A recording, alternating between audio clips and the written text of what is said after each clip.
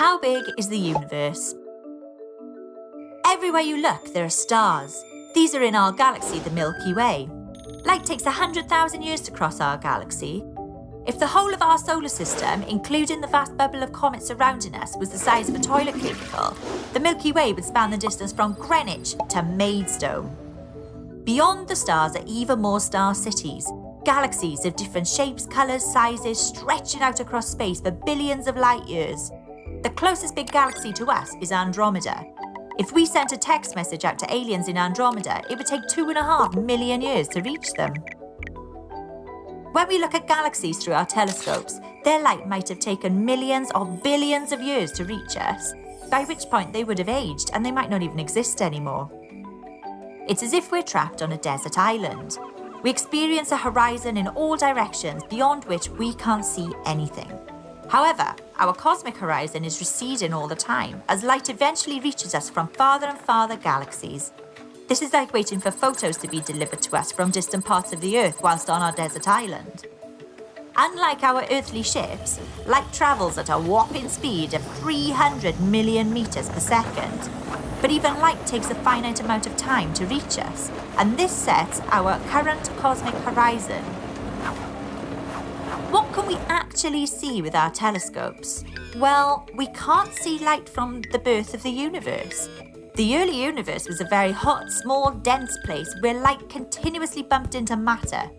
About 380,000 years after the Big Bang, the universe was large enough and cool enough for atoms to form and for light to travel freely through space. This includes the ancient radiation from the Big Bang, which we can see in all directions. After about 200 million years, the first stars formed, and then galaxies, and then eventually the Milky Way, including our solar system.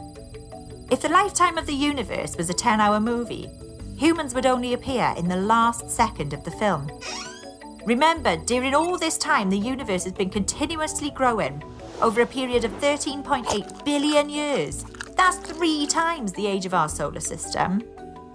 So does this mean that the universe is 13.8 billion light years big? The answer is no.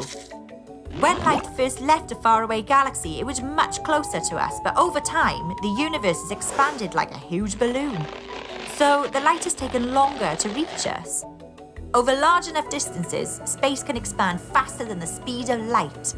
This means that signals sent from one galaxy to another would never reach their destination, forever beyond contact. Imagine the universe is a stretchy sheet. If we pull it in all directions, we can find out how much it's stretched by if we know the original size. To explain the current size of the universe, scientists think space rapidly inflated just after the Big Bang. It continued to expand at a much slower rate, slowing down further due to the gravitational pull of new young galaxies. We can calculate the real size of the universe by taking into account all of the matter and the energy present and its current rate of expansion, and another mysterious component. We've seen that very distant exploding stars called supernovae are dimmer than expected, and this tells us that the universe is bigger than we thought, and it's getting bigger at an ever-increasing rate. So, what's causing this anti-gravity effect? The exotic, mysterious component of our universe that cosmologists have introduced is called dark energy, which acts as a gravity repellent. Gravity is still fighting strong and holding together galaxies, stars, and planets.